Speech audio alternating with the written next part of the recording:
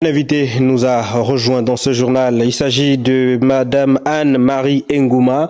Vous êtes directeur général adjoint de la DGCCRF. Madame Anne-Marie, bonsoir. Bonsoir, Monsieur Matumba. Vous êtes avec nous pour communiquer sur les nouvelles dispositions prises par le gouvernement en rapport avec la nouvelle mercuriale en vue de lutter contre la vie chère. Déjà d'entrée, quelle est la particularité de cette nouvelle mercuriale?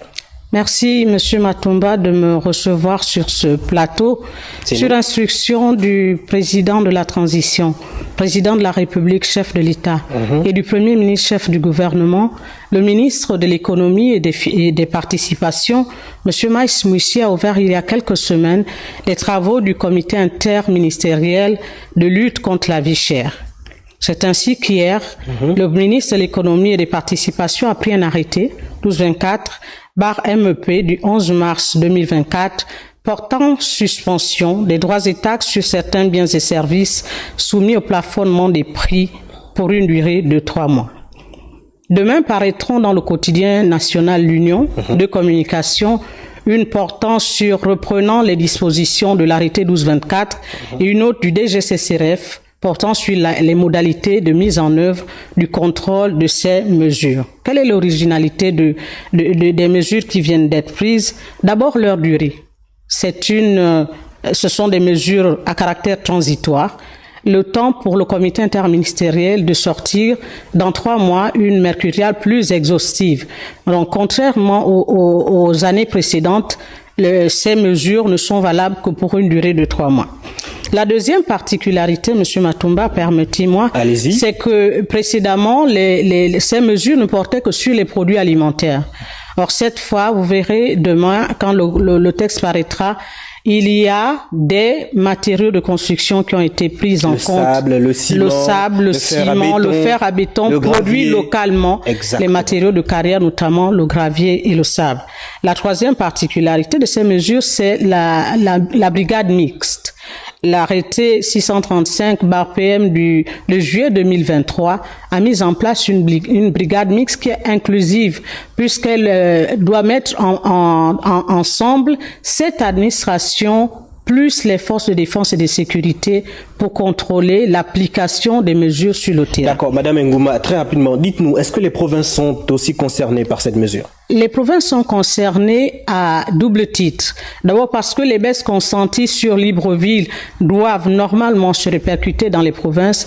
Et deuxièmement parce que très prochainement vont avoir lieu dans les provinces les comités provinciaux des prix qui seront supervisés par les gouverneurs des provinces. Et ces comités provinciaux des prix auront pour objectif de mettre en place les mercuriales provinciales et de déterminer les modalités de mise en œuvre de ces mercuriales sur le modèle de ce qui est fait pour Libreville, Ovendo, Akanda et Toum, et qui fait l'objet de cette communication. Qu'est-ce qu'on peut retenir qu'est-ce qu'on peut retenir de ces nouvelles dispositions pour finir? Ce qu'on peut retenir, c'est que cette fois, les mesures sont beaucoup plus larges. En dehors des produits alimentaires, il y a les matériaux de construction, mais il y a aussi le secteur des transports qui a été pris en compte parce que les billets de train vont connaître une baisse, notamment par la suppression de la taxe municipale qui était prélevée sur les passagers. Les billets d'avion aussi vont connaître une baisse. L'État a consenti 246 millions de baisse de TVA qui devait, sur les billets d'avion, qui devait se traduire par une baisse d'environ 10% du prix du billet d'avion.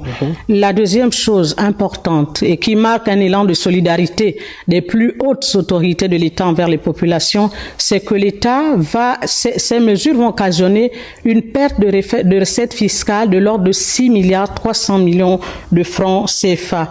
Et je ne voudrais pas terminer en omettant de souligner l'effort que les opérateurs économiques ont fait rapidement pour sur leur marge globale qui part de 24%, qui est 24% de marge globale à environ 16,5%, ce qui est un effort considérable. Merci Madame le directeur général adjoint d'être passé communiqué.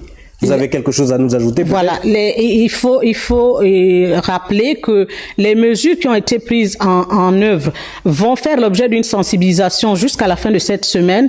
Les brigades sont sur le terrain et à partir de lundi 12 va commencer la phase répressive avec les brigades mixtes. Voilà, très bien. Revenez très souvent communiquer afin de partager l'information aux téléspectateurs.